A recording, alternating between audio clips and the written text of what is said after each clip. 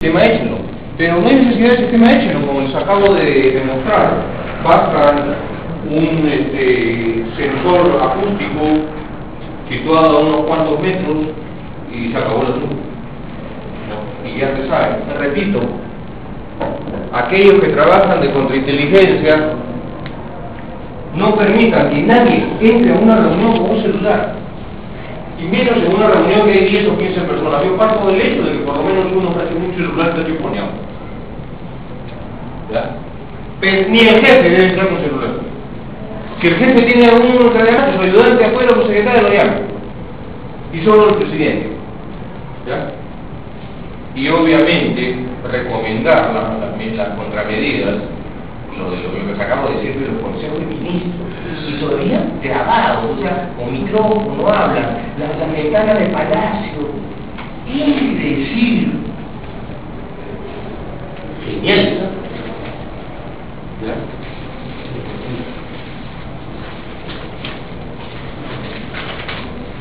El rol de la inteligencia encubierta, según este autor británico, ¿ya? Busca ya sea desenterrando específicas piezas de información o construyendo constante entendimiento para ayudar a nuestra capacidad de lo que observamos, para cerrar brechas, distorsiones. ¿Qué puede pasar? Hay un tema que yo he descubierto, aunque parezca increíble, puedo descubrir temas sensibles utilizando información de fuente abierta. Entonces, he llegado a la conclusión, haciendo un análisis de toda la información de fuente abierta, de que tal actor está planeando o está haciendo eso. Pero yo necesito confirmarlo. Ahí viene el uso de la inteligencia de fuente secreta. Ahí viene el uso de mis espías o mis capacidades de recolección clandestina. ¿Por qué? Porque me va a ayudar a cerrar brechas, distorsiones, incertidumbres que podamos haber encontrado abiertamente. Muchas veces el trabajo de inteligencia secreta es un complemento a un excelente trabajo analítico que ha partido de información de fuente abierta.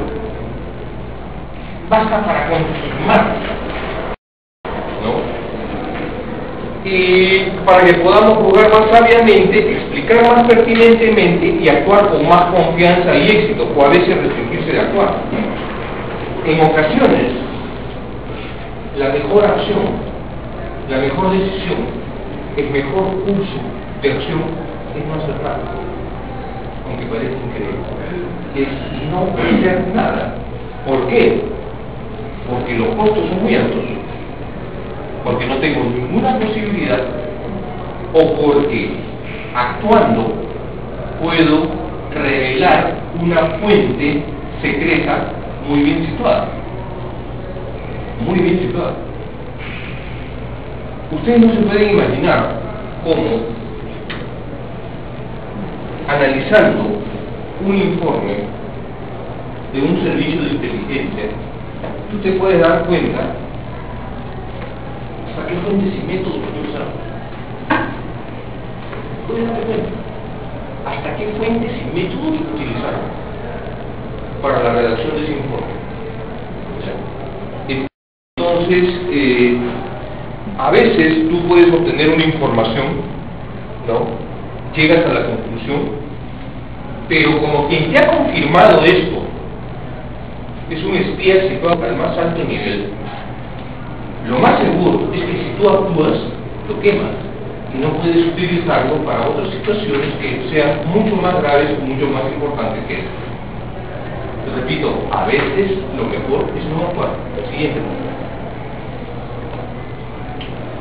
La inteligencia secreta puede valiosamente ayudarnos a decidirnos que no necesitamos preocuparnos mucho acerca de alguna probable eventualidad o al revés, ¿no? Hay algo que nos preocupa, pero nuestro espía o nuestras capacidades de recolección técnica nos llegan a saber qué. La verdad es que estás haciendo mucho barullo por algo que no tiene tanta importancia. O la verdad, ¿sabes qué? Tú que creías que esto no tenía importancia y más grave de lo que pensabas. Repito, nuevamente es un complemento, ¿no? Y que el curso más prudente es que nuestros dedos no queden atrapados en el enredo. También nos ayuda a validar y a calibrar más fuentes abiertas en términos de balance, velocidad y de solidez. O sea, si mis analistas utilizando la fuente de información abierta 1, 2, 3 y 4 hacen tan buenos análisis, quiere decir que esas fuentes de información abierta son extraordinarias, ¿no? ¿Por qué? Porque yo, con mis tías, me han confirmado muchas cosas que yo extraigo de esas fuentes abiertas. Nuevamente es un complemento, lo siguiente. Hay otros varios escenarios en los cuales la inteligencia secreta puede aumentar nuestra eficacia. Por ejemplo, ayudarnos en duras negociaciones en las cuales nuestros interlocutores o competidores no se den cuenta de cuánto sabemos. La National Security Agency, en el año 94, había unas delicadas y duras negociaciones entre los Estados Unidos y Japón para que este último accediera a ampliar su cuota de importaciones de carros norteamericanos.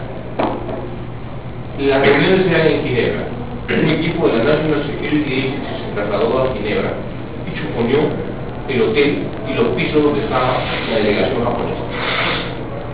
Esto es lo que deben haber hecho con nuestros delegados al TLC, ¿no? Nuestros angelitos. En primer lugar, peruanos, colombianos y ecuatorianos, 120 en una reunión reservada.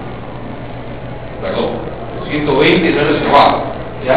Y todo el mundo con sus celulares prendidos, ¿no? Y mandándose toda la información por internet, ¿ya? Y mientras la National Security Agency chuponeándonos como le da la gana, ¿ya? Chuponeándonos como le da la gana. Por eso los norteamericanos agarraron y obtuvieron más ventajas de lo que los japoneses supieron, ¿no? ¿Y cuándo se supo, cuándo se reveló esto? 2 años después, cuando el Washington New York Times publicó la noticia. ¿Ya? Como comprenderán, los japoneses no vuelven a negociar así nomás. Por esto el TLC, ¿saben lo que hacía yo?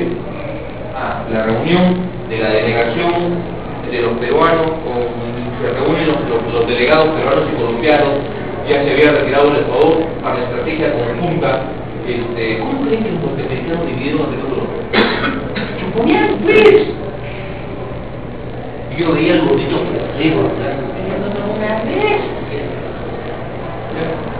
¿y dónde estaba el CNI para decirle, oiga? ¿No? ¿Dónde estaba? Entonces, ¿qué habría hecho yo? Reunión peruanos y colombianos. Todo el mundo sabe que la reunión es en el Salón Libertadores del Hotel Sheraton, ¿no? Los días 2 y 3, o empieza el día 2 a las 10 de la mañana. Por supuesto que eso ya está chuponeado. A las 9 yo ya he hablado personalmente, oído boca, con el delegado colombiano. Ese día, a las 9 de la mañana, a las 9:30 empieza la reunión, a las 9:30 de la mañana, todos los delegados peruanos y colombianos, muchachos, a la furia chalaca. Una medida de contrainteligencia que desbarató una operación de chuponeo. Muchachos, a la furia chalaca. Pero para eso hay que saber. Hay que saber. Casi por el contrario, si somos conocidos o tenemos la reputación de tener una efectiva capacidad de inteligencia, potenciales oponentes podrían en algún grado mantenerse honestos. Si el negociador tal, si el país tal está negociando conmigo y sabe que la inteligencia es poca, y sabe que yo estoy preparando trampas o chuponeo, se va a abstener.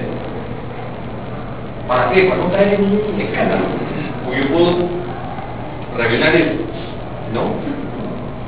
Y también por el temor que nosotros pudiéramos tener un conocimiento clandestino y explotable para desbaratar su maniobra. Porque otros dirán, oye, y si la inteligencia de estos sus espías descubre, mejor juguemos al siguiente. Restricciones. Las cosas más mensurables acerca del valor de la inteligencia usualmente son halladas en su fracaso. Los éxitos son más generalmente un asunto de cosas que no sucedieron. ¿Saben por qué? Porque de los éxitos nunca se habla. Porque al hablar tú de los éxitos, indirectamente estás hablando de tus fuentes y métodos. Por eso, en el mundo de la inteligencia, cuando tú metes la pata, todo el mundo lo sabe. Pero cuando tú tienes éxito, nadie lo sabe ni debes saberlo, ¿no? Salir a dar una conferencia de empresa, porque vas a revelar cuáles son tus fuentes y métodos, ¿no? por más valioso que se considere algún aspecto de la información, si es que simplemente no puede ser obtenida o solo a un costo desproporcional a su tipo. Ya. ¿Hay algo que te está preocupando de esta negociación de este asunto, situación con tal país? Decides, ok, ¿tenemos a alguien plantado allá? Sí. Pero realmente es tan grave como para la posibilidad de que la contrainteligencia de la otra parte lo descubra y sea un escándalo político diplomático. ¿Es tan grave el asunto en vital? No. Olvídense de los otros. Lo siguiente. El producto de la inteligencia secreta, aunque pertinente, simplemente puede ser no utilizable. Debemos no actuar y dejar que algunas cosas feas sucedan antes que arriesgarnos a exponer un informante único y romper nuestra promesa de protección o revelar al comandante el Bancerno. Lo que yo les decía, hay veces en las que no puedes hacer nada porque quemas una fuente valiosa. Lo siguiente. Poner esfuerzo en una inteligencia que nos dice cosas que verdaderamente no queremos conocer o para las cuales no estamos preparados para actuar. Experiencia personal. Segunda semana de enero de 1995. Siempre cuento esta anécdota. Radio Borinquen es el RPP de toda la latinada en Washington. Quien se levanta, todos los latinos van a la ducha, al baño, toman desayuno escuchando el Radio Borinquen. Era un 9 de enero, sale una noticia. Ministro de Defensa del Ecuador, Gallardo, denuncia infiltración peruana en la zona del Alto Cenepa y señala que se van a realizar las acciones para desalojar a los invasores. ¿Estás afeitando? Va a ver qué. Llegué a la embajada y me comunico con el encargado de una de las agregadurías, encargado de inteligencia de una de las agregadurías militares, y le digo, me dice, ¿para qué me llamas? ¿Radio Borinquen? Sí, le digo, oye, parece que hay tensión entre Perú y Ecuador. No sé. Bueno, voy a comunicarme con la Dirección de Información del CIN. Teléfono cifrado. Me contesta el director del grupo, vamos a pasarme con el director de Información. Bueno, quiero informarte esto, que ha salido esto en la radio, y la verdad es que es preocupante, porque dice que va a haber una guerra entre Perú y Ecuador. El tipo está en todo. Se retiró de general. Está en todo. Le digo, pues, mira, ¿sabes una cosa? No hagas caso. Esos son infundios de la oposición ecuatoriana que quiere hacerse enfrentar a Perú y Ecuador. Oye, esta información es información que el ministro de Defensa del Ecuador ha dado públicamente y que ha reconocido que en Washington. Repito, no hagas caso de eso. Esa información es falsa. No hay ningún problema de Perú y Ecuador. Director de información le siga. Hasta me alzó la voz. Bueno, salgo de la oficina de comunicaciones de la embajada, que está en el tercer piso de la embajada, estoy subiendo a la oficina del cuarto, y digo, ¿qué le pasó a este? Estoy subiendo. Nos agarraron con los pantalones abajo. Información que no se quiere saber, ¿me entiendo? Nos habían agarrado con los pantalones abajo. El embajador Luna, todo, ya estalla la guerra. Y ahí sí comenzaron. Oye, información. ¿Cómo? ¿No era que no había guerra, que era un complot de la oposición? No, que sí, que esto, pero entonces había reuniones con los agregados, la representantes de la OEA, todo.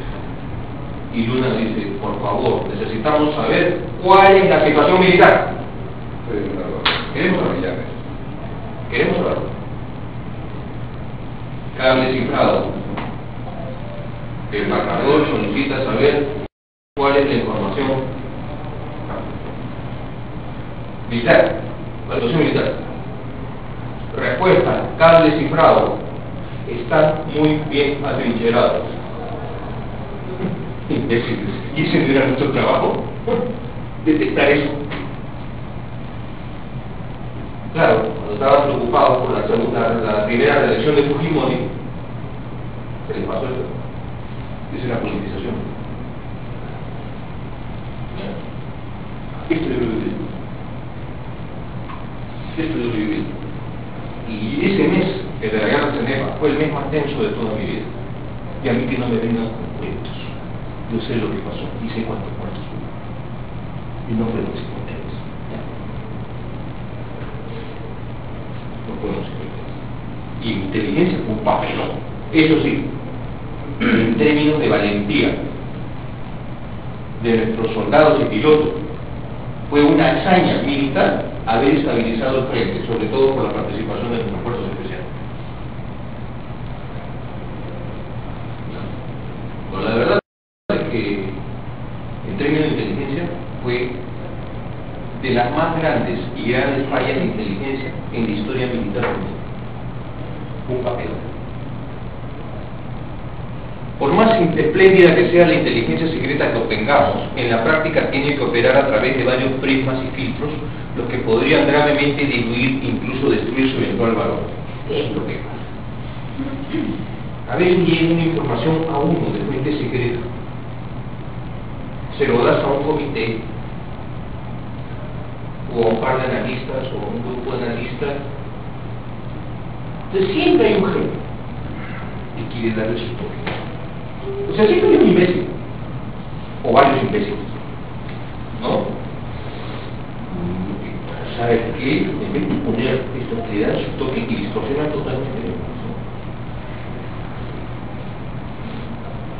Siempre hay, yo siempre me he encontrado con algún imbécil que quiere poner su toque.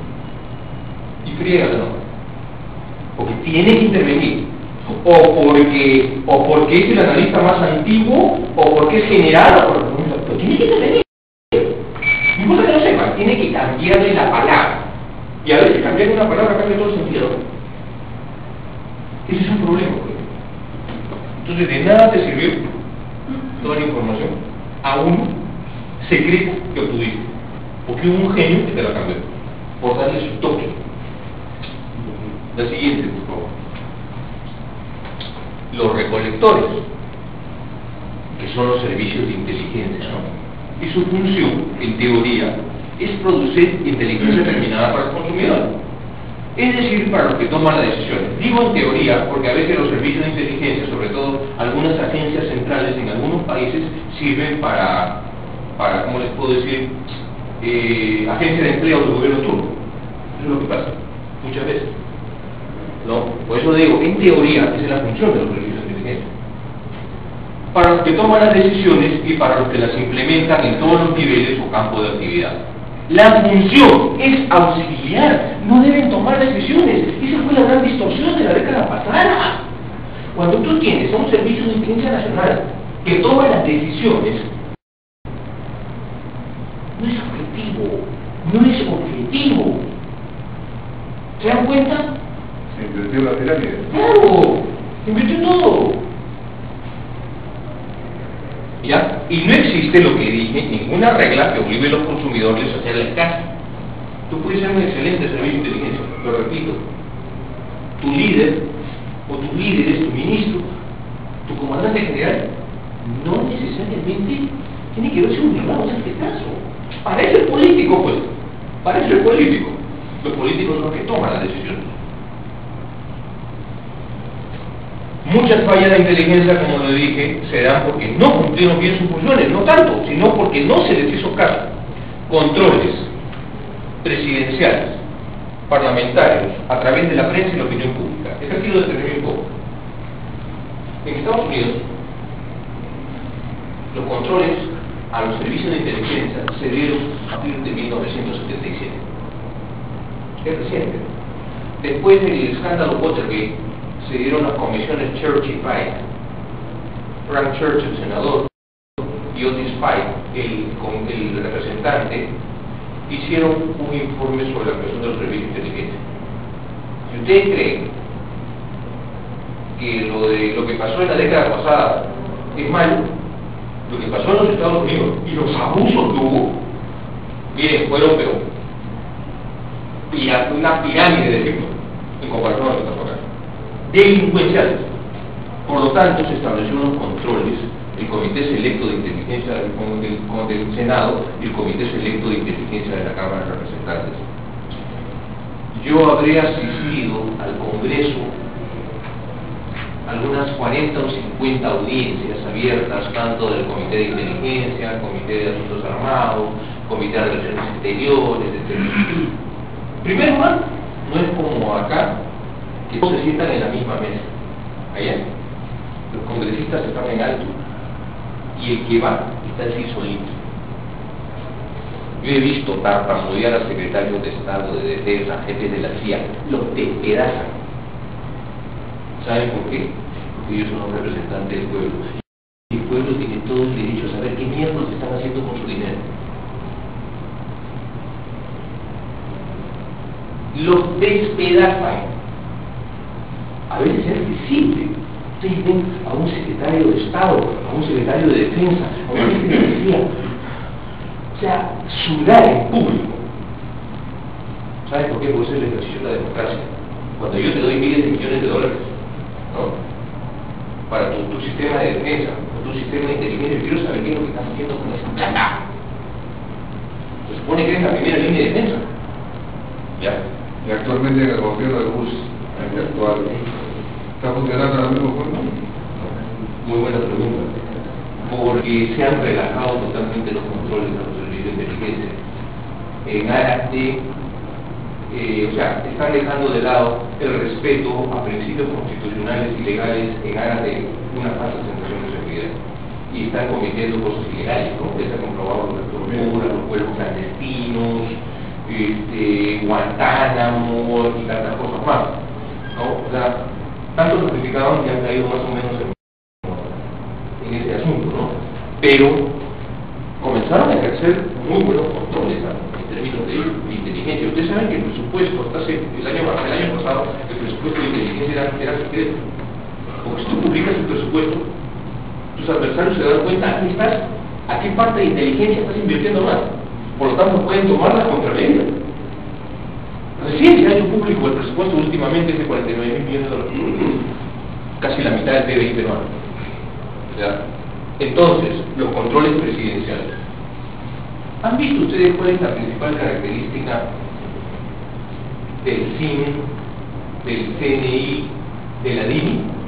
Informan al presidente de la República, pero dependen administrativamente del presidente del Consejo de Ministros. ¿Saben por qué? Eso se llama negación plausible. Si hay algún escándalo, quien paga pasos es el primer ministro. ¿Se dan cuenta? No es lógico, pues. O sea, si reporta al presidente, tiene que depender de la presidencia de la República, no de la presidencia del Consejo de Ministros. Entonces, en otras palabras, si alguien mete la pata, quien cae es el primer ministro. Por eso los controles presidenciales acá son risibles. Son risibles. Parlamentarios, sin comentario. La Comisión de Inteligencia del Congreso, primera sesión, se lanza con todo contra las ONG caviares, que pueden no ser santos de nuestra devoción, pero por favor, no había asuntos más importantes como, oigan, está funcionando no el sistema, la posibilidad de la factibilidad de comprar un satélite de comunicaciones de observación, ¿ya? Olvídense, es algo, sí, a través de la prensa. Curiosamente, la prensa es el mejor control que es el mejor control. El escándalo de la venta de información, ¿de acuerdo? Es más grave de lo que ustedes piensan. Es la informalidad del sistema de inteligencia peruano. El sistema chicha, obvio. En un año en Estados Unidos está saliendo un ensayo mío en 6 meses sobre cultura, servicios de inteligencia, cultura, periodos culturales y servicios de inteligencia en el Perú, 1960-2007. La patada más baja se la tuvo el cuello.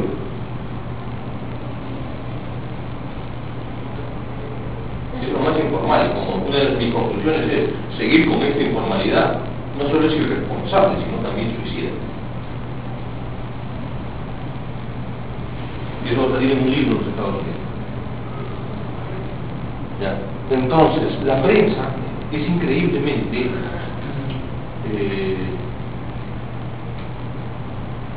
el principal control que hay de los servicios de inteligencia en estos momentos, no solo aquí en el Perú, en toda América Latina y en el mundo.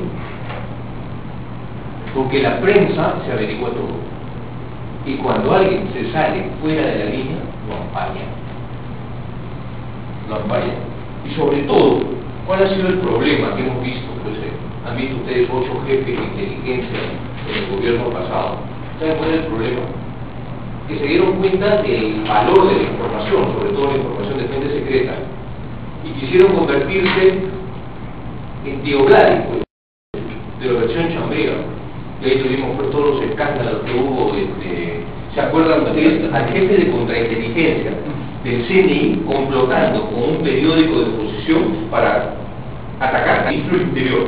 Pero lo que no sabía el jefe de contrainteligencia del CNI es que el ministro del Interior se había enterado porque la Dirección de Inteligencia del Ministerio del Interior entró en contacto con el periódico ese y decidieron filmar al jefe de contrainteligencia.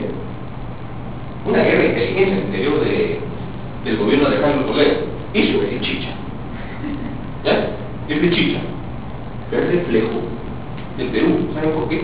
Porque los servicios secretos no son más que la expresión real del subconsciente de una nación. Y no son palabras mías, son de Jorge Carrera. Porque la presencia israelí en el gobierno de Toledo, la presencia israelí. La presencia israelí, la presencia chilena. Esteban Silva, en Palacio de Gobierno. En Palacio de Gobierno. Claro, 5 comentarios. Porque tendríamos que hablar de cosas especificadas. Y ese no es el pueblo. ¿Ya? Eso no es lo. Porque ahí, ¿usted cree que Lagos hubiese permitido un peruano de esta manera? Él se hubiese dado cuenta en situaciones de crisis, bastando ver la cara de los asesores, de los ministros, tal lugar. No tiene necesidad de ver los documentos, simplemente la percepción de cómo reaccionan, conocerlos personalmente, inteligencia y personalidad. Eso se permitió acá. Pregunta, ¿dónde estuvo el CNI? ¿Ah? ¿Dónde estaba? Para que vean ustedes, no me preocupa tanto la presencia israelí como la presencia de la chilena. Entonces la prensa es muy importante para los controles. Y hay que aprender que no hay necesidad de hacer estupideces en materia de inteligencia, no hay necesidad. Si tú tienes una buena base legal, tienes las autorizaciones judiciales, tienes buenos guías, tienes buenos analistas y sobre todo buenos jefes, tu trabajo va a ser bueno. Pero si no tienes nada de eso, mejor no te metas a hacer idioteces, porque te van a agarrar. Te van a agarrar. Es mejor no dársela de vivo. Repite, acuérdense lo que pasó en el gobierno de Toledo. Hubo más de un jefe del CNI que quiso dársela de Tío Gladys, pero en versión chambría, y algunos terminaron en la cárcel. ¿Ya? O sea que en una democracia, ¿ya?, un servicio de inteligencia es un escalpel estratégico de la nación. No es patrimonio del gobierno de turno. Y ahí el jefe del servicio de inteligencia principal tiene que saber decirle al presidente: no, señor presidente, yo no hago esto porque es ilegal. Porque acá está acostumbrado que todo es inteligencia política. Oye, ¿con quién está fulano? ¿Con quién? Eso no es el interés nacional. ¿Ya? Y se gasta plata por eso. ¿Ya? Y se gasta plata por eso. ¿Ya? O si no, oye, fulanito de tal ha dicho que yo soy un incompetente y un acomplejado. Síganlo. Reconfirma que eres un acomplejado y un incompetente. ¿Se dan cuenta? La opinión pública. El sociólogo Núñez dijo hace unos años: cada vez hay menos espacio para subestimar a la opinión pública. Esa gente ya no se la traga. Eso es psicosocial. La gente ya aprendió, pues, después de 10 años. La gente ya aprendió. No sé si se han dado cuenta que los psicosociales de este gobierno casi no han resultado. Porque la gente ya aprendió y la prensa también. La prensa también. Y la gente ya no se cree ya no se cree, ya la gente aprendió. Entonces la opinión pública con la prensa, en verdad, son los que mantienen a raya los inteligencia. Porque siempre hay la tentación de tener mi agenda propia, siempre hay la tentación, no voy a violar la ley. Oye, si está en juego la vida de mucha gente o la seguridad nacional, intereses vitales, bueno, pues, pero por cuestiones político-partidarias, perdón, ahí el jefe, señor presidente, eso es ilegal y no voy a hacerlo. ¿Quiere usted que lo haga? Démelo por escrito. Démelo por escrito. Obviamente que no dura. No. Pues yo no creo que un presidente lo vote. ¿Por qué? Oye, ¿usted por qué salió? Pregunté al presidente. Y como la opinión pública y la prensa son moscas, acá pasamos. Señores, el trabajo de inteligencia, el trabajo de un servicio de inteligencia es un trabajo sagrado. Y tanto los dineros como las funciones, las actividades son para la protección de la nación, no de un grupo político.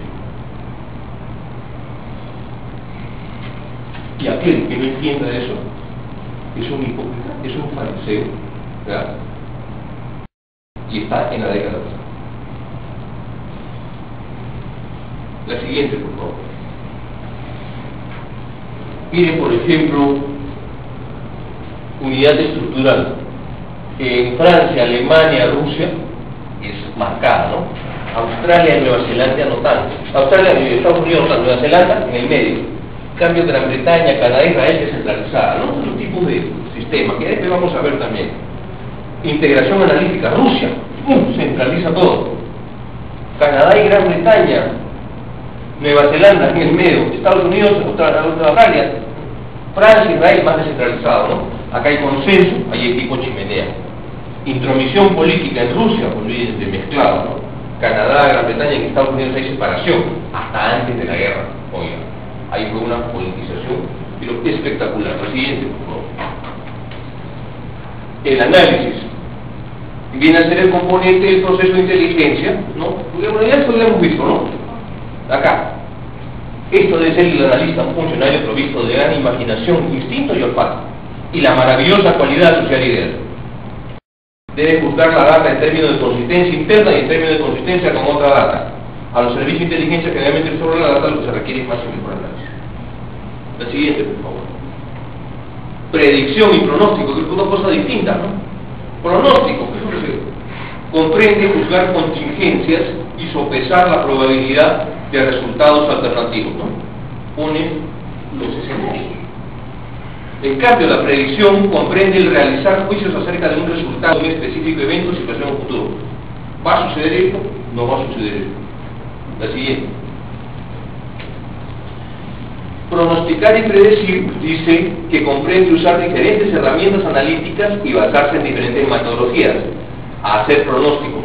Al hacer pronósticos, las probabilidades son usadas al presentar las conclusiones, mientras que al hacer predicciones son presentadas a favor de la respuesta sí o no. Eso es predecir, sí o no.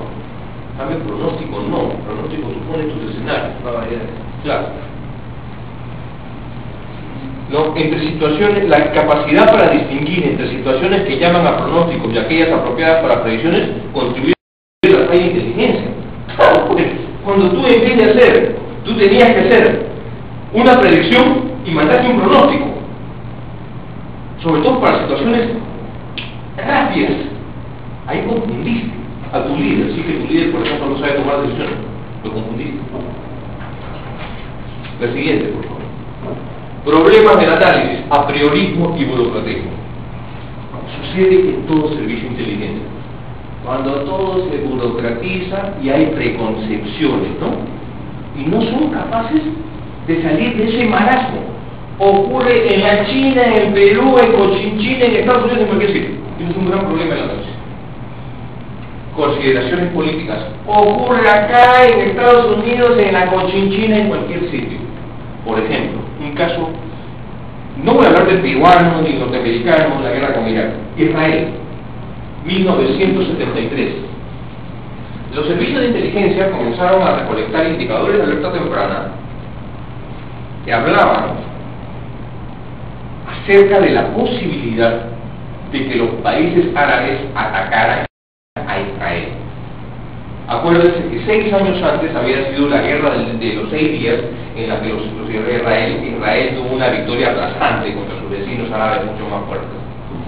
La clave de guerra de los 6 días fue el uso del poder aéreo por parte de Israel.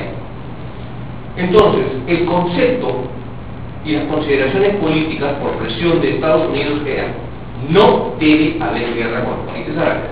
Ojo, no debe haber guerra es muy distinto a no va a haber guerra. Es un deseo político. Y el concepto era el siguiente: la inteligencia israelí partía del siguiente concepto que alimentaba lo político.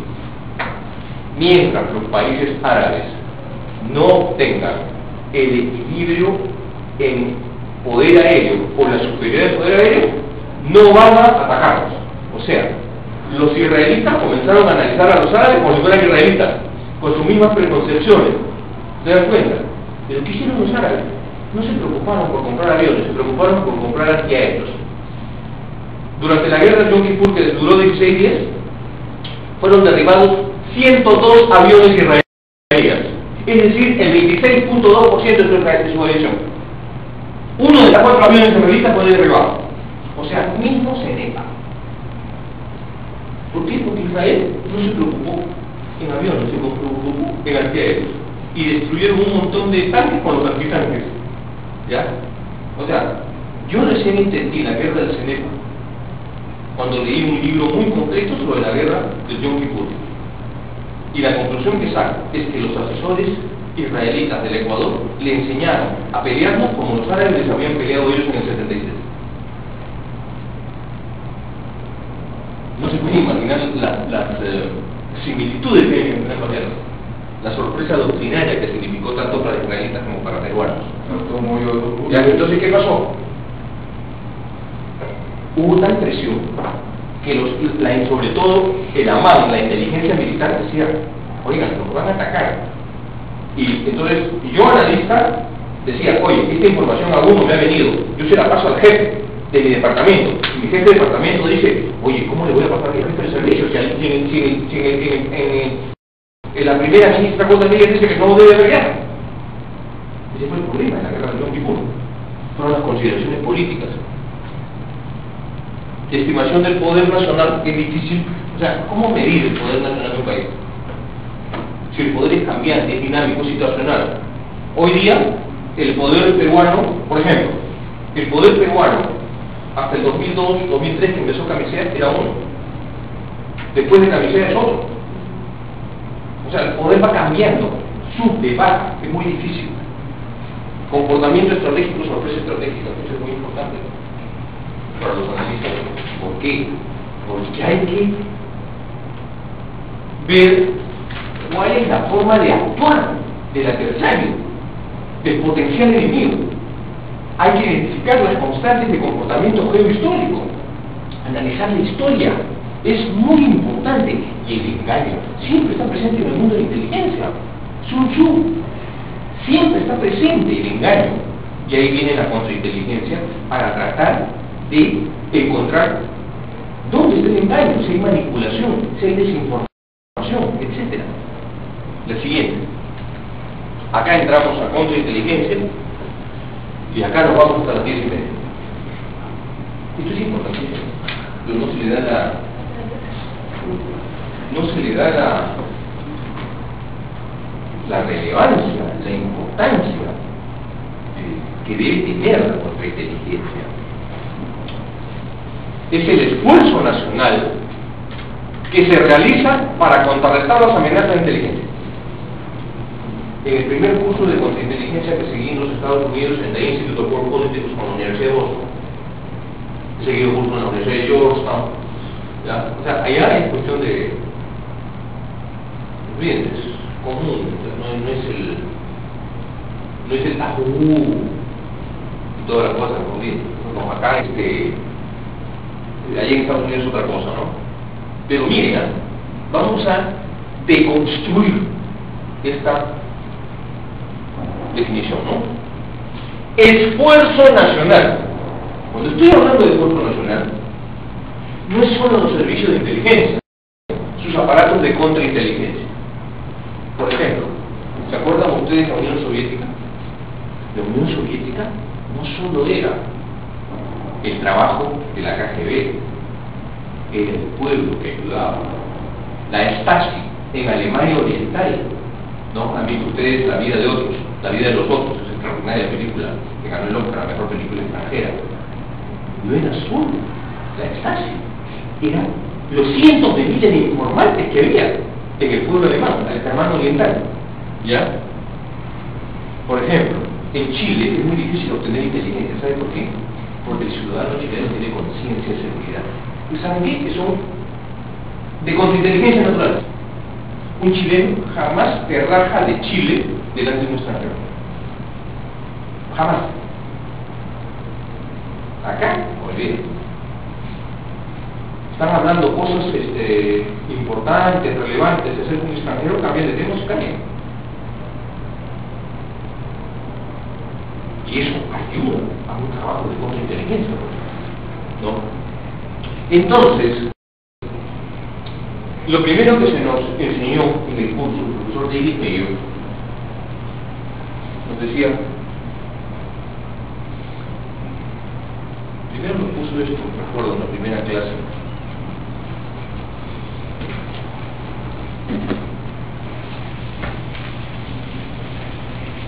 El curso se llamaba, los dos primeros cursos que seguí fueron Inteligencia Política y Contrainteligencia en una Sociedad Democrática. Decía,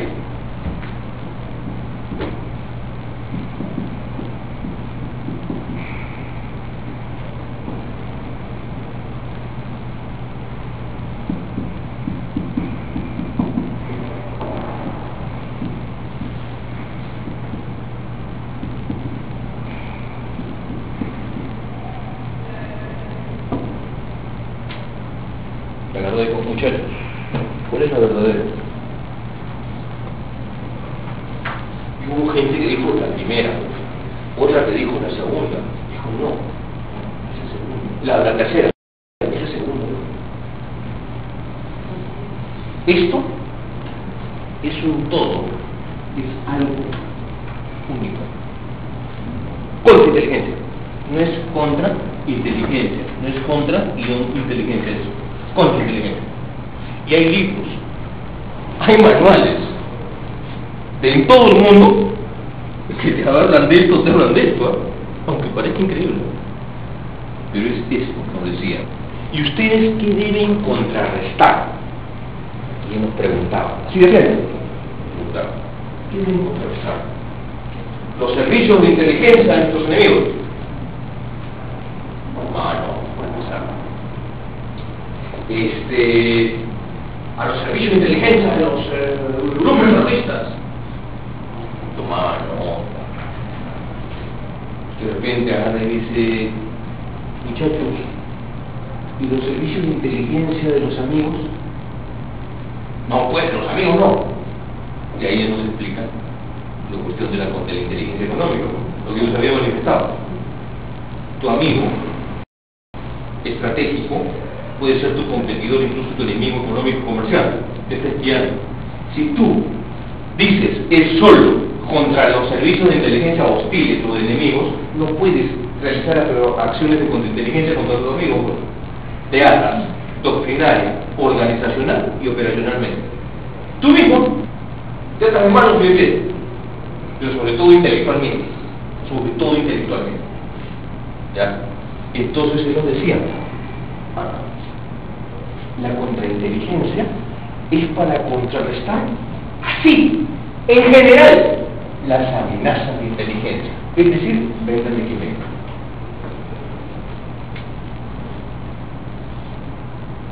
Solo amenazas de inteligencia. Olvídate de que si es de amigo, enemigo, grupo, no. A ti, tú lo que tienes que hacer es detectar la amenaza de inteligencia. Venga de quien venga. Esto es obtención de información sensible. Cuando tú realizas contrainteligencia, estás protegiendo, entre otras cosas, información que no quieres que se conozca. Por eso es secreta. Para la seguridad nacional, para el bienestar económico, para la oportunidad política o financiera del país, de tu empresa, de lo que sea. ¿No? Pero también realizas contrainteligencia para impedir la infiltración de nuestras instituciones y dependencias estatales o no. Ojo, miren lo que estoy diciendo. Instituciones o dependencias que pueden ser del Estado como pueden ser privadas. Del Estado es obviamente, quiere decir que hay un Estado que está espiándome o hay una organización subversiva que ha penetrado al Estado. Pero puede haber una institución económica, industrial, minera, agrícola, importante para el país. Y hay otro país que no le interesa que siga creciendo, o no le gustan los avances que está teniendo en el mercado mundial. Bueno, pues penetro para obtener sus planes de desarrollo institucional, su estrategia de marketing, etcétera, etcétera. Entonces la contrainteligencia no es solo para el Estado, es también para las empresas. Para las empresas. ¿Por parte de quién? Organizaciones de inteligencia extranjera. Ojo, yo no he hablado de amigos y enemigos, ¿no? ¿Sigo sin hablar de amigos o enemigos? Simplemente estoy hablando de organizaciones de inteligencia extranjera. A veces en una alianza de países, es decir, cuando hay aliados, hay espionaje entre los mismos. ¿Saben por qué?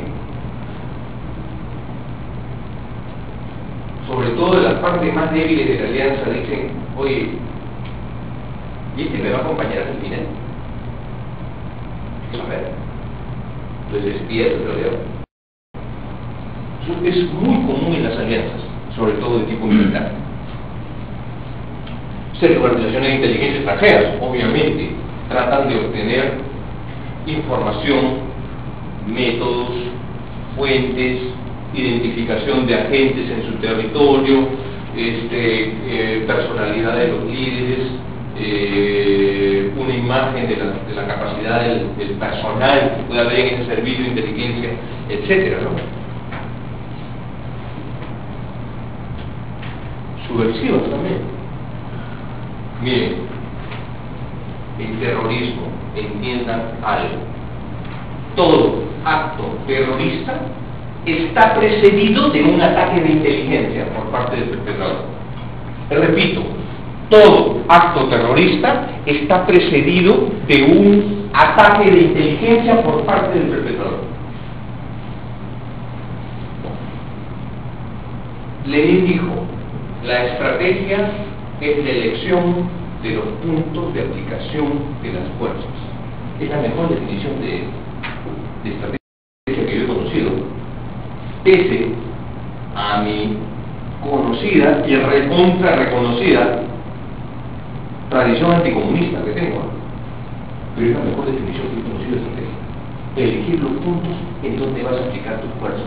Por lo tanto, un grupo subversivo, un grupo terrorista, es un enemigo asimétrico clandestino. Tiene poca fuerza, pero necesita la mejor inteligencia. ¿Para qué? Para dar una de las características, para decir una de las características de la guerra asimétrica, causar un efecto desproporcionado. Entonces, esta organización subversiva va a infiltrarse, va a infiltrar las empresas, para captar los sindicatos, para causar huelgas, etcétera. Va a penetrar los servicios de inteligencia, va a penetrar los ministerios. El otro día leo en Caretas que supuestamente una traición habría frustrado la captura de Israel Guzmán en diciembre del 90. Es una hipótesis plausible, pero yo manejaba otra, y que una ex alumna mía, en el primer curso de inteligencia y contrainteligencia que dedicamos como estratégicos hace 4 años, una periodista de la República, me pasó una nota, me dio su... O sea, yo estaba en Estados Unidos, por tanto no vi esa información.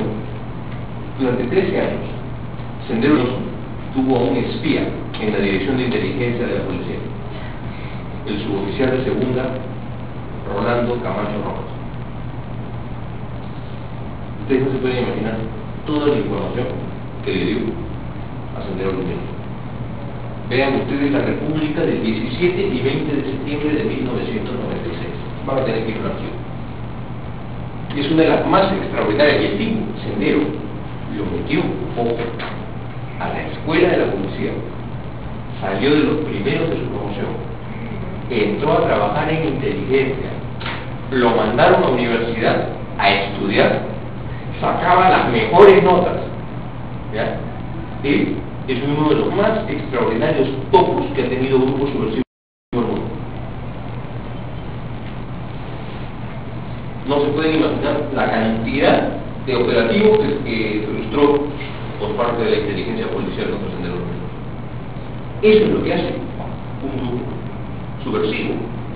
¿Han visto ustedes la película Michael Collins con Liam Neeson? La recomiendo. Y bueno, el libro es extraordinario, se llama Bloody Sunday, Domingo Sangriento, que es la historia de cómo el Irán irlandés en 1922 la contrainteligencia del Irán detectó a los agentes de la inteligencia británica en Dublín, y el domingo 20 de noviembre de 1920 asesinó a 14. ¿Ya? Con eso dejó ciega a la inteligencia británica en Irlanda.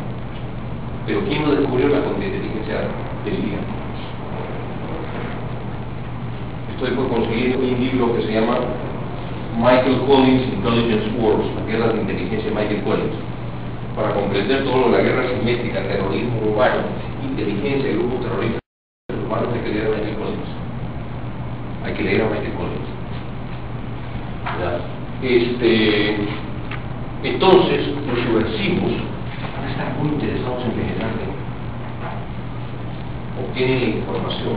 Por ejemplo, cuando empezaron los apagones en Lima,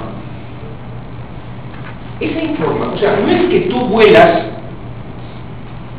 esta es la torre 1, la torre 2, la torre 3, la torre 4 y la torre 5. Tú vuelas cualquiera y produce un apagón. No, es la torre 3. Esa información era estrictamente secreta. Estaba a cargo de la Marina y Sendero la conocía. ¿Ya? ¿Qué fue lo que dijo? ¿Cuál era una de las máximas de Sendero Luminoso? El partido tiene 1000 ojos y 1000 oídos. Hace 14 años, en Gran Bretaña, publiqué un estudio, es el único estudio que yo he publicado en el país sobre inteligencia y terrorismo, Intelligence and Subversion en Perú, en la revista Low Intensity Conflict and Law Enforcement. Es el único análisis que se ha hecho del terrorismo desde el punto de vista de inteligencia. Y después lo reprodujo la revista Geopolítica de Buenos Aires en 1995. ¿Ya? Sendero Luminoso debe ser la organización subversiva que hizo el más extraordinario uso de la inteligencia en la historia revolucionaria. Sabían dónde, cuándo y cómo atacar. Tenían la información precisa. La capacidad de análisis era realmente extraordinaria. Las capacidades de oficio ¿no? Operaciones de vigilancia, seguimiento, reglaje que hacían a sus víctimas, era extraordinario. Ergo, ¿qué conclusión puedo arribar yo acá? Justo ahora estoy preparando un trabajo para Estados Unidos también sobre el uso de la contrainteligencia en la lucha contra el terrorismo. Cuando hay un país como el nuestro que puede tener algunos buenos servicios de inteligencia, pero que no tiene sistema de inteligencia, que simplemente es un cajón, y menos capacidades de contrainteligencia, hay un vacío de Cuacuampacum, decían los antiguos iniciados. No existe el vacío. Entonces hay un vacío de contrainteligencia. El sendero luminoso debe estar llenándolo. Está levantando información, mucha información. ¿Por qué? Porque no hay capacidad de contrainteligencia y no hay sistema. ¿Se dan cuenta? Entonces, si un país quiere frustrar a una amenaza de tipo doméstico terrorista, debe reforzar sus capacidades de contrainteligencia. ¿Por qué? Porque partimos que todo acto terrorista, previo a hay un ataque de inteligencia por parte de la organización subversiva. En cambio, si tú tienes un sistema de contrainteligencia, lo vas a frustrar. Pero acá lo entienden, ¿no? Acá lo entienden. Sí. ¿A qué punto Sendero fue una verdadera amenaza a la seguridad del país? Mire, porque después de la captura de Ismael como que se cayó todo. Sí. ¿Te acuerdas, José, en clase allá en la universidad, algo que dije? Sendero Luminoso nunca estuvo en condiciones de tomar el poder, más sí de destruirlo. Miren lo que he dicho. Sendero Luminoso nunca estuvo en condiciones materiales de tomar el poder, más sí de destruirlo. ¿Por qué? No se preparó. No, un taraca más y cae el gobierno Fujimori y la sociedad se deformaba psicológicamente. Y estuvimos al borde de una intervención extranjera. Así estuvimos al borde de una intervención extranjera. Chile. Todo el mundo. ¿Ya? Porque esto se derrumbaba. Y en un trabajo de 38 páginas que es parte del libro Combatiendo el Terrorismo, Estrategia de 10 Países, editado por el profesor John Alexander y publicado por la Universidad de Michigan en el 2002, yo analicé el caso peruano. Y ese es un trabajo que hice a principios del 2000 y que recién fue publicado en 2002, o sea, el libro pudo publicarse años después por cuestión de fondos, y tanto así que ocurrieron los actos del 11 de septiembre y no se había publicado el libro, y nos mandaron a hacer un post-script a todos los autores, ¿ya? Y yo hice un post-script, etc. Pero ahí yo hablaba de algo, de la guerra simétrica. Yo vine con toda esta nota de Estados Unidos en el 98, y había gente que se burlaba. Y uno de los numerales del capítulo es guerra asimétrica, eficientemente conducida contra un Estado supuestamente fuerte. En cambio, Sendero Luminoso, oigan, por eso a mí me da risa cuando escucho a el jefe de inteligencia, el ministro del Interior, dice, pero si solo son 300, 400, ¿cuánto creen que empezaron a guerra? 40. Un poco más. En total, 300. ¿Cuáles eran sus armas? Escopetas viejas, robadas, 500, 800 cartuchos de dinamita, oiga, y después causar 40.000 muertos y 25.000 millones de dólares en pérdida, es extraordinario en términos estratégicos. Y dice mucho de la estupidez del Estado peruano. Es uno de los más extraordinarios casos de guerra simétrica de la historia. Cuando empezó la guerra, esos 300 se enfrentaban a combinadas las entonces fuerzas policiales y las fuerzas armadas en 2000 hombres. Extraordinariamente preparadas, adoctrinadas, equipadas para pelear contra Chile y Ecuador, no contra un enemigo asimétrico. No es que Sendero casi gana, sino que casi destruye el poder. No se podía salir al interior. ¿Dónde estaba el Estado? ¿Dónde estaba el Estado? Entonces, las organizaciones de inteligencia subversivas van a querer penetrar. crimen organizado. ¿Han visto ustedes la penetración?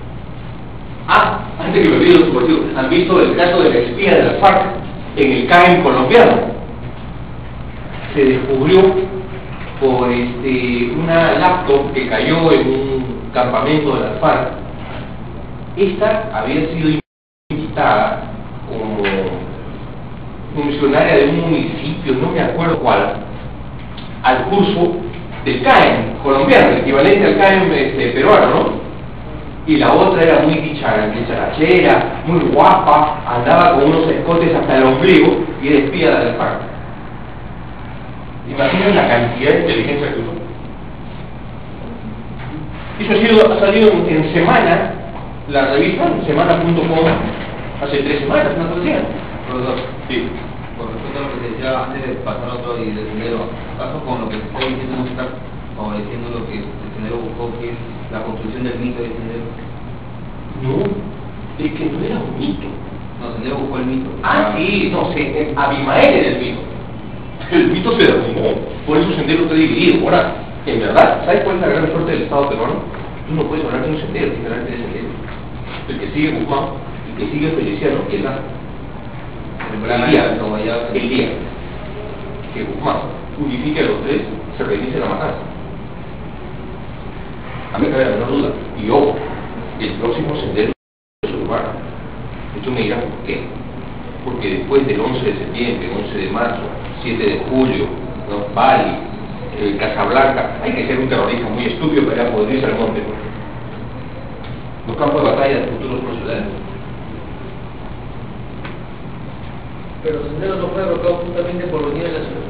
Es que Sendero Luminoso, ¿sabes por qué fue derrotado? No por venir a la ciudad, no tanto por exceso de confianza. ¿Cuál fue el problema? Sendero Luminoso estaba ganando como Pichanga 5-1. Y se confió. Fue exceso de confianza la derrota de Sendero, que fue muy bien aprovechada por el extraordinario trabajo que hizo el Grupo Especial de Inteligencia y la DICUT. Fue extraordinario. Extraordinario, o sea, es un caso de estudio a nivel mundial. Y el análisis de la basura, por ejemplo. ¿Saben cómo dieron cuenta de que había más de una mujer en la basura? Las toallas higienas, 3 tipos de sangre. Así de filigrana, pues, analizando la basura, los paquetes de Winston, las botellas de vino chileno, las cajas de remedio contra la psoriasis.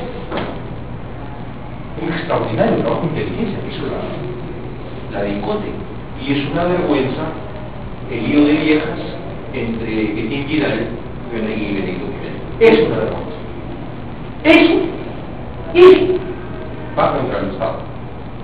¿Verdad? Porque acá, en mi opinión, ¿qué es lo que creo yo? Yo recién supe de Benedicto Jiménez en el año 96. En el año 90, yo fui consultor de un trabajo sobre el sendero con el Foreign Policy Research Institute de Filadelfia, del cual soy investigador asociado de su centro contra el terrorismo y seguridad interior. ¿Ya? Y llevé a mi compadre Michael Rado a la DICOTE y alguien nos habló del pensamiento benedicto. Y yo pensé que era algo así, el pensamiento Gonzalo, el pensamiento benedicto. Yo no sabía que era una persona, ¿me entiendes? Yo recién he conocido a Benedicto Jiménez por el artículo de Gustavo Borretti en Selecciones del año 96 que mi vieja me lo mandó a Estados Unidos. ¿Por qué? Porque hasta entonces yo conocía de Etín Vidal. En el año 94 yo participé en una mesa redonda en el CAEM en febrero con el general británico Sir Richard Clutterbuck, que era uno de los gurús contra el terrorismo del mundo. ¿Ya? Y ¿saben lo que dijo Richard Clutterbuck delante de todo el curso del CAEM? Que Etín Vidal is the most impressive intelligence officer I have ever met. Es el más extraordinario oficial de inteligencia que había conocido. Yo quiero una fiesta. Eso fue lo que dijo Sir Richard Clutterbuck delante de toda la clase del CAEM. ¿A qué conclusión he llegado yo? Que Etín Vidal se llevó toda la gloria. porque él hizo la estrategia general de inteligencia, Benedicto el operacional. Eso es lo que reclamaba Benedicto, que yo también quiero mi crédito, ¿no? Que después entraron en algo de cosas que me dio mucha.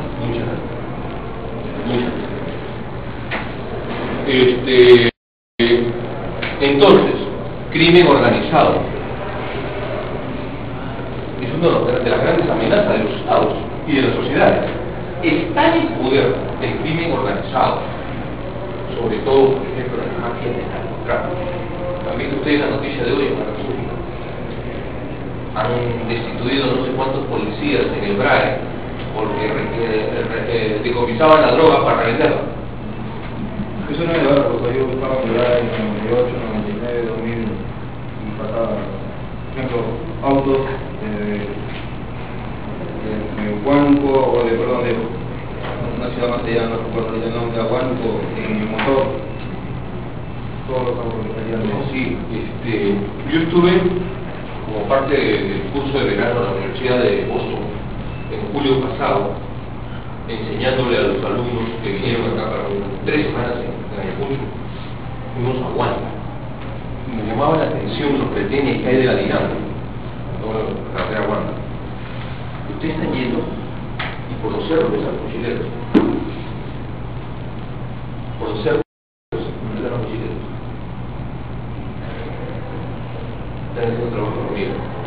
Y ves en Ayacucho unas 4x4, unas casacas, la llevan. Gente que la lleva. Entonces, ¿cuál es el problema? El crimen organizado es una de las amenazas a la seguridad nacional. En América Central, por ejemplo, las maras, las pandillas. Oigan, son más poderosas que la policía o el ejército. Y son transnacionales, y tienen una estructura descentralizada. Es decir, ya en Estados Unidos se les considera problema de seguridad nacional. Ya en Estados Unidos. Entonces, el crimen organizado es un trabajo. ¿Por qué? Porque la contrainteligencia tiene que detectar aquellos funcionarios que deben haber sido comprados, por ejemplo. Funcionarios civiles, militares, policiales, que puedan haber sido captados por las mafias organizadas. Porque van, en última instancia, contra la seguridad del Estado. Ahora, estas organizaciones de inteligencia, etcétera, pueden ser nacionales o del exterior. ¿Por qué? Al-Qaeda, por ejemplo. ¿Han ido ustedes a Tacna? ¿Han visto una mezquita tan bonita a la salida del aeropuerto? ¿Y se han dado cuenta que no hay construcciones alrededor? Han comprado todos los terrenos para que no haya construido vigiles. En Al-Qaeda están lavando dinero. O sea, lavan e importan los carros en Iquique, pakistaníes, pasan a Tacna y ese dinero está yendo a la mina colonial. Están lavando dinero. O sea, no voy a decir que todos los que importan carros usados son pro Al-Qaeda, pero un buen porcentaje están lavando dinero de Al-Qaeda. ¿Cuál es la preocupación respecto a Al-Qaeda? En ese libro del 2002 yo puse lo siguiente. ¿Qué pasó en el 92 y el 94 en Buenos Aires? Se volaron la Embajada Israelí y la Asociación Mutual Israelita Argentina, respectivamente. Los blancos no eran propiamente argentinos. La audiencia era para Medio Oriente, pero los muertos fueron argentinos, en su mayoría. ¿Qué pasa el día que Al-Qaeda decide atacar la embajada norteamericana o israelí o británica o de algún país moderado acá en Lima? No con explosivos convencionales, con antrax.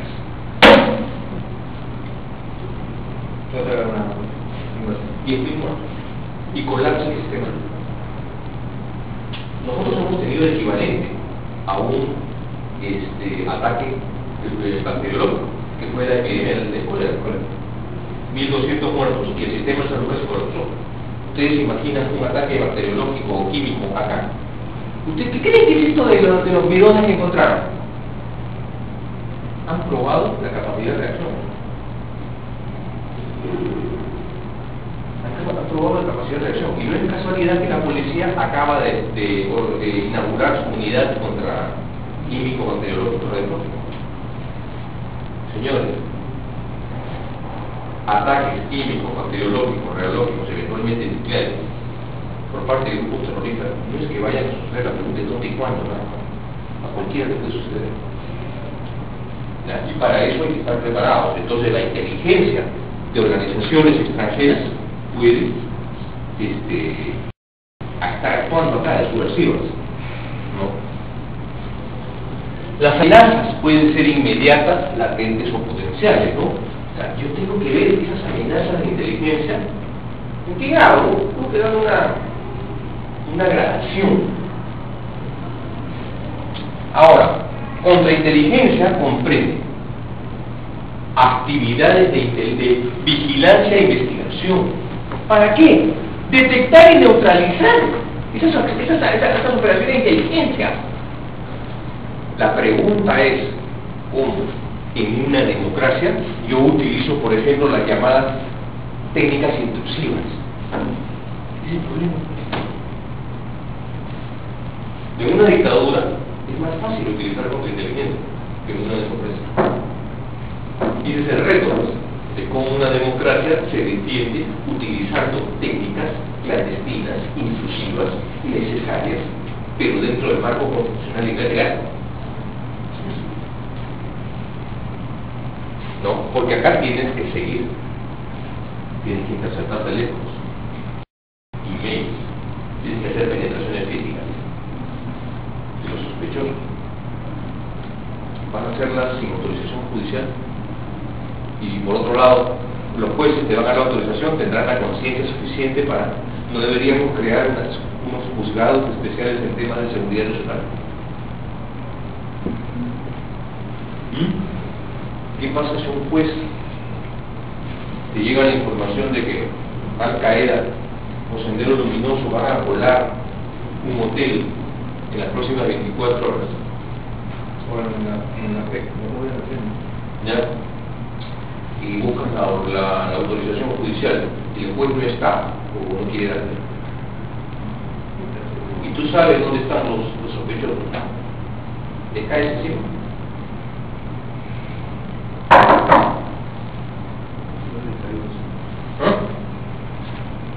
En un evento de inteligencia, uno de estos turistas, ¿no? Negativos, se presentó ese tema. ¿Qué se hace? Se suspende la operación hasta que la autorización judicial. Y dijo, se suspende la operación, primero la legalidad. Bueno, allá tú que vas a vivir en tu conciencia con tu síntoma muerto. Yo, acá a riesgo y asumo la responsabilidad política y penal por realizo la operación, ¿ya? Y después yo no voy a cargar con eso. No, eso hay pues ahora se quiere que todo sea un algodoncito, ¿no? Y nuestros enemigos, algo que dije ayer en mi columna, yo tengo la columna en mi Expreso todos los jueves, algo que dije fue que desgraciadamente Torretaglia, yo tengo el honor de haber trabajado 4 años en la principal embajada del Perú afuera, y está muy acostumbrado a jugar badminton, pues, cuando nosotros estamos jugando fútbol americano. Igualito Sendero, claro. Oigan, ¿qué están haciendo? Jugando fuerte, están jugando feo. Acá no, acá se quiere la amenaza. Y si no, pues te caen todos. Te caen todos. Entonces hay que detectar y neutralizar las organizaciones antes mencionadas. Y también la obtención de información acerca de las mismas. Las investigaciones de contrainteligencia son las únicas que no necesariamente pueden terminar en una acusación penal.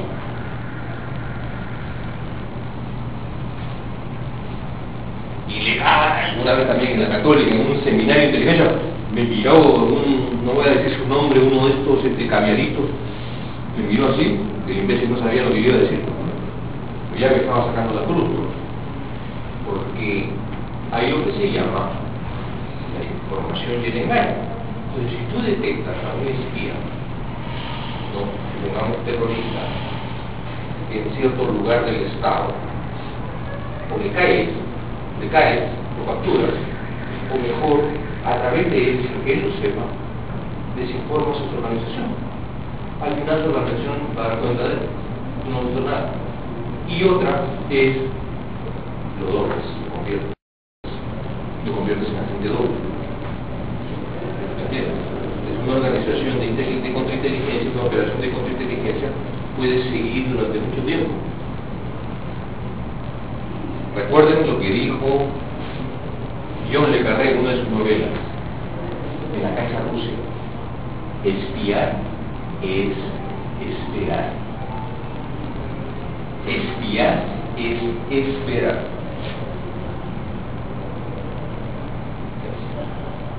Espiar es esperar. Y no hay espiar es esperar. Y no hay trabajo que debe ser más paciente que el de contrainteligencia. Pero, todavía no termino. No hay trabajo más paciente que el de contrainteligencia. No puede haber, tú no puedes apresurarte. Tienes que... Pueden pasar meses, oigan, para descubrir a Aldrich James, que les mencioné. Los primeros indicios fueron de una compañía de trabajo que vio sus signos exteriores de riqueza. Pero la investigación duró casi 5 años. Hasta que lo agarraron. ¿Saben cómo lo agarraron? Revisando de la basura una notita en la que hablaba de encontrarse con su controlador. 5 años. ¿Ah? ¿Quién? Aldrich James era el encargado de contraespionaje del área soviética de la Dirección de Operaciones de la CIA, y era agente primero soviético y después ruso. ¿Y él sabe lo que hizo? La primera vez que él jugó a los rusos, se presentó con la lista de todos los principales espías que tenía los Estados Unidos y Gran Bretaña en la Unión Soviética. Antes de 6 meses habían fusilado a 12.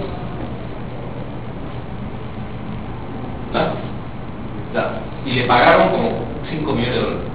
Me he leído los 5 libros sobre el caso Ames. 3 de ellos los tengo autografiados por sus autores.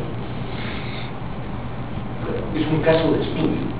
O el caso de Robert Hansen, que hay una película que ganaba varias veces en televisión.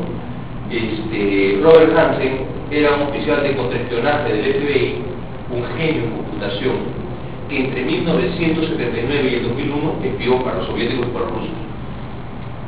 ¿Sabes qué es lo importante? Cuando tú captas a un elemento de contrainteligencia en la otra parte, es extraordinario. ¿Tú sabes por qué?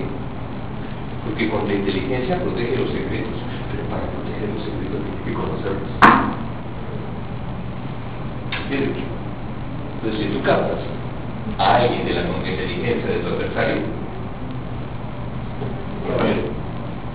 es la gallina de los huevos de oro.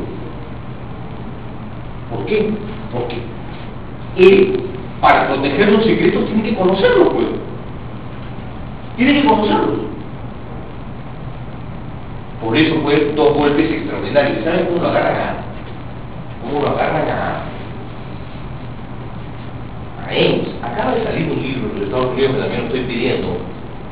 Comrade J, comandante, como camarada J, que es sobre la historia de Alexei Tretyakov. Cuando el caso de Hansen es extraordinario, ¿saben por qué? Porque ni los soviéticos ni los rusos lo conocen personalmente. Era tan extraordinario y todas sus comunicaciones eran indirectas, por cartas, por disquetes, ¿ya? Y él dejaba en sitios establecidos en Virginia los paquetes con los documentos y ellos ahí le dejaban la plata. En el archivo del SBR, primero la KGB y del SBR, allá en guardaron la bolsa de plástico de la primera entrega de Hansen.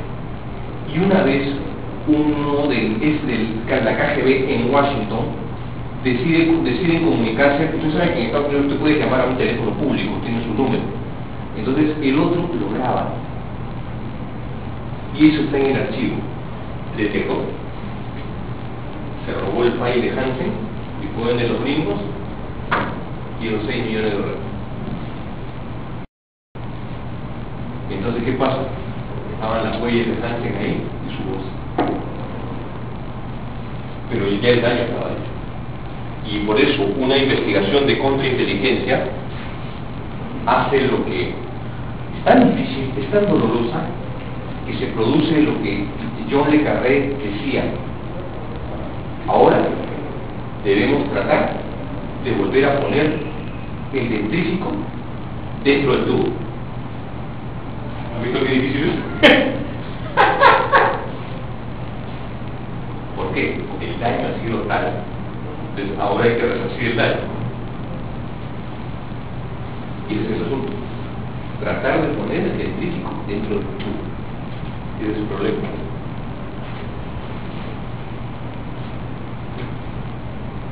Entonces yo, captando por contrainteligencia a un espía de la otra parte, yo lo doblo. Ese espía me puede dar modus operandi, dónde están los otros agentes, cuáles son sus casas de seguridad, su estilo de actuar. Eso es lo importante. Por contrainteligencia yo puedo conocer a la otra organización de inteligencia. Yo llamo inteligencia positiva, ¿no? ¿Para qué? Para lograr su penetración, engaño y manipulación. ¿Por qué? Tanto espías como medios técnicos pueden ser víctimas de manipulación por inteligencia extranjera subversiva. Y no. ¿Qué hizo India? Mayo de 1998, antes de sus pruebas atómicas, engañó a los satélites norteamericanos. Les hizo creer que iban a regresar por un lado, mucho movimiento por allá, y ocultaron muy bien donde iban a hacer las pruebas atómicas. Sí se puede engañar a un satélite. Claro que se puede engañar a un satélite, pero es caro. Y siempre la contrainteligencia va a ser un escudo esencial para los recolectores. ¿Por qué? Porque tu proceso de recolección, mejor dicho, todo el proceso de inteligencia puede estar manchado de engaño. Entonces la contrainteligencia te va a decir, actuando siempre como abogado del diablo, oiga, ¿y si esto es engaño? Si esto es falso, si esto es desinformación. Y hay casos extraordinarios de la Segunda Guerra Mundial, la operación Mincemeat, operación Picadillo, el hombre que nunca existió. Extraordinario. Pongan ustedes en internet esto.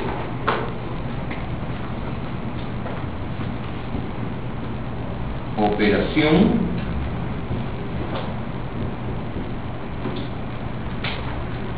Mincemeat. Y en castellano les va a salir un montón, para que vean ustedes la operación. ¿Qué hicieron los británicos? Iban a invadir Chile, operación Husky, Esquimal, 10 de julio de 1943. Pero antes estaban preocupados, entonces decidieron engañar a los alemanes diciéndoles que iba a ser por la zona de Grecia y los Balcanes, que se embarcan. Entonces, ¿qué hicieron? Se consiguieron un cadáver, el famoso mayor William Martin, está enterrado en Huelva, en España. Le hicieron toda una cubierta, cartas de su novia, los tickets del teatro al que había acudido, todo perfecto. Le pusieron un maletín, lo mantuvieron refrigerado y buscaron una persona que hubiese muerto de algo al pulmón, con agua dentro, un hombre que había muerto de tuberculosis, ¿ya? Una pulmonía fulminante. Su padre dio la autorización de utilizar su cuerpo en el submarino P-219 al mando del teniente Jewell, que murió hace 3 años a la edad de 90 años. Lo dejaron, hicieron un estudio de corrientes por Huelva, en España, sur de España, y tiraron algunas cosas como si hubiese habido un accidente de aviación y apareció el cadáver del mayor William Martin. Y como había un cónsul alemán allá y sabían que los españoles colaboraban con los alemanes, ellos, cuando encontraron el maletín, Pero fíjense, tan extraordinario fue el asunto. Hicieron que generales verdaderos, de ellos Auschwitz, Eisenhower, firmaran cartas diciendo la invasión va a ser por acá. Entonces la inteligencia española, en colaboración con los alemanes, abrieron el maletín, sacaron las cartas, las abrieron, les tomaron fotos, las volvieron a cerrar y después se las entregaron al Cónsul británico. Después la contrainteligencia británica se dio cuenta de que las habían abierto, se había funcionado. Entonces, ¿qué hicieron los alemanes? Sacaron un montón de tropas de Sicilia, se mandaron a los Balcanes y la invasión fue por Sicilia. Y esa, hay un montón más de operaciones de contrainteligencia, pero realmente extraordinarias. La siguiente, por favor. Bueno, contrainteligencia pasiva ya son los programas defensivos de la posible fuente de información contra medidas de vigilancia técnica, educación para conciencia y seguridad de la población, estimación de la vulnerabilidad de instituciones sensibles a la amenaza de inteligencia. Esto es muy importante. Para el análisis de inteligencia les doy un consejo. ¿Saben cuál es la mejor arma cuando ustedes tienen que analizar un adversario, un enemigo?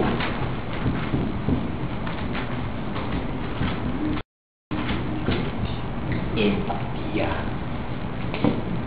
Si yo fuera él, ¿qué haría? Si yo fuera la inteligencia de tal, ¿qué instituciones buscaría penetrar? Por lo tanto, si yo identifico qué instituciones son penetrables, o ya sea porque son muy fáciles de penetrar o porque son importantes para penetrar, realizo mis medidas de contrainteligencia pasiva. Contra sabotaje, ¿no? Obviamente para evitar el sabotaje. Ustedes saben de dónde nombre viene el nombre sabotaje. Durante los primeros años de la Revolución Industrial, los obreros en Europa utilizaban el sabot, que era un zapato de madera, tipo suelo, ¿ya? Entonces, cuando había los problemas con la patronal, ellos malograban las máquinas malográndolas, atacándolas con el sabot, dividiendo el sabot. La siguiente, por favor. Con inteligencia activa, ¿no? Acá es distinto, hay que ubicar y contrarrestar la marcha de las amenazas de inteligencia. En este caso hay dos tipos de inteligencia, de operaciones: actividad investigativa, eso es el post-mortem,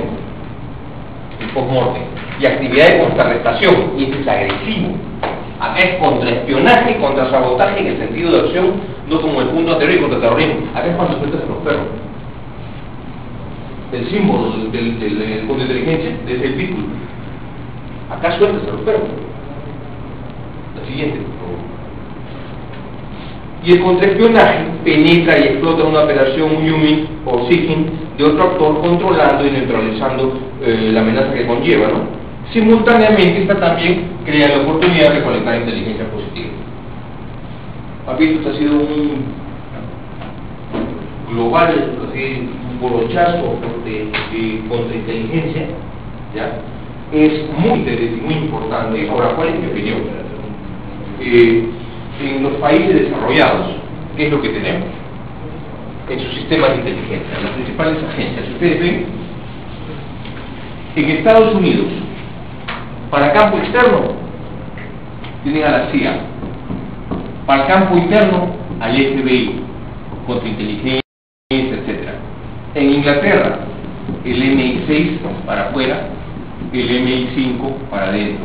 En Israel, el Mossad para afuera, el Shin Bet para adentro. En Francia, la DGSE, la DST. En Rusia, el SDR y el FSB. ¿Por qué pasa esto? Porque no quieren concentrar tanto poder de información en una sola agencia. Lo ideal sería que en el Perú hubiese una agencia para frente externo y otra para contrainteligencia y seguridad, para que no haya los excesos. Porque desgraciadamente en nuestros países no hay la suficiente madurez institucional y política como para no abusar del servicio de inteligencia. ¿Ven ustedes los escándalos de inteligencia? Son comunes en toda América Latina. ¿Por qué? Porque no hay la madurez ni política ni institucional.